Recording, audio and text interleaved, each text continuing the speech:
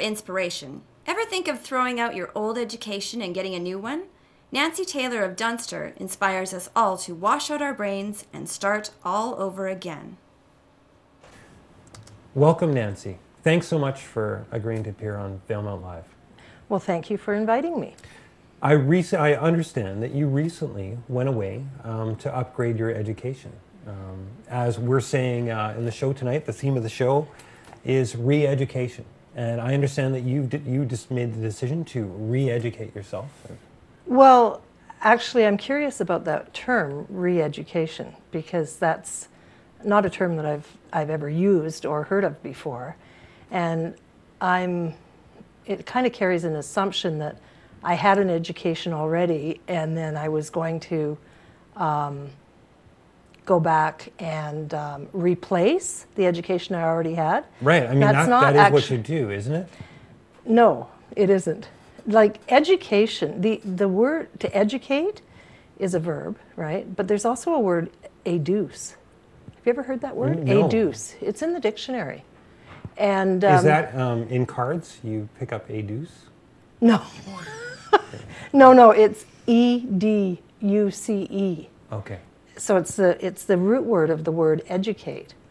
And educe means to bring forth, right? So we all have, I guess I would describe it as a potential or abilities and talents and stuff within us that, given the right environments and the right circumstances, that can come forth, and it develops us, our full human potential. And I think education, not always, granted, I mean, there's many ways that can happen. Education is one of them. Right. And for me, education has really worked that way.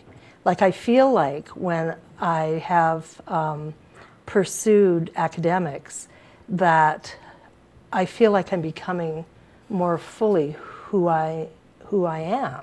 Now, that's a beautiful metaphor, and I really appreciate that.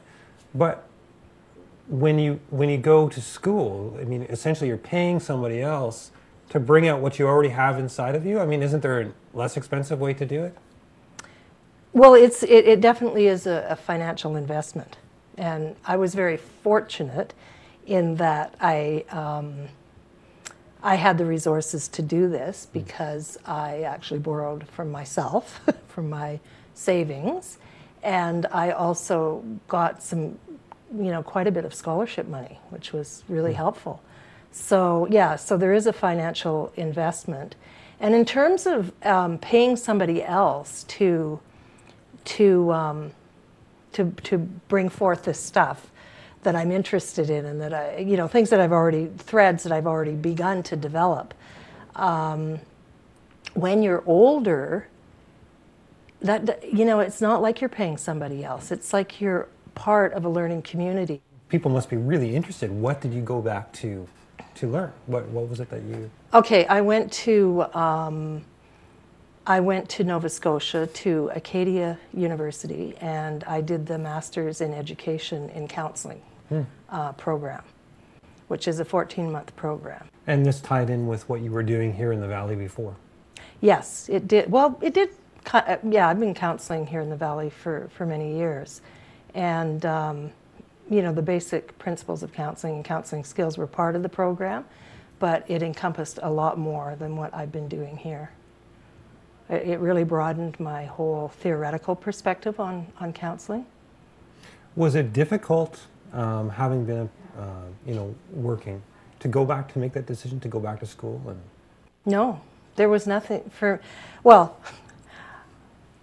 no, it wasn't difficult for me. I have to admit it wasn't. But I also have to say this, that I don't think anybody can do this in isolation. That one of the reasons that I was able to be successful at this was because I had a lot of support. A lot of support from my kids and from my partner and from my community. Well, one of the things that I found really appealing was going somewhere where I didn't know anybody. I'm an extrovert, did you notice? And so I'm not afraid to meet new people. I've actually, going away to school is kind of a theme in my life. I've gone away to school several times. Going away to a place where I didn't know anybody was really interesting after living in a community like the Robson Valley, where I know a lot of people and a lot of people know me. So there was something really relaxing about being anonymous. I met lots of people eventually, you know, but in the beginning, I just kind of wander around feeling pretty invisible, and there was something really appealing about that to me. I liked it.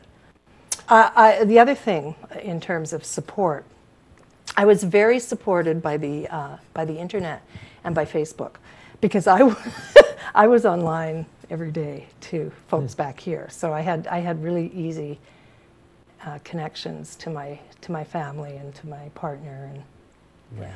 What was the community? It was Wolfville. Wolfville, Nova Scotia. It's in the Annapolis Valley, and it's about population 4,000. Okay. Small, but the surrounding area 40,000.